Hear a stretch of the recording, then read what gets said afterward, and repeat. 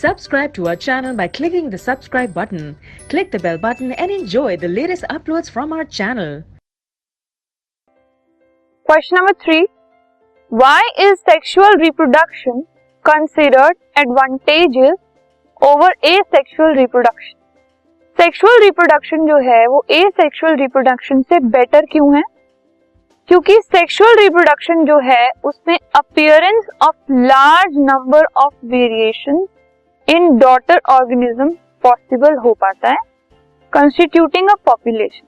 Sexual reproduction की वजह से क्या होता है, जो डॉटर सेल्स बनते हैं, मतलब जो न्यू ऑर्गेनिजम्स बनते हैं, उनमें जो अपीयरेंस है उसमें बहुत सारे जो कैरेक्टरिस्टिक्स हैं वो वेरीड होते हैं, वेरिएशंस होते हैं उनमें, जिसकी वजह से वैरायटी आ पाती है उस स्पीशीज के अंदर।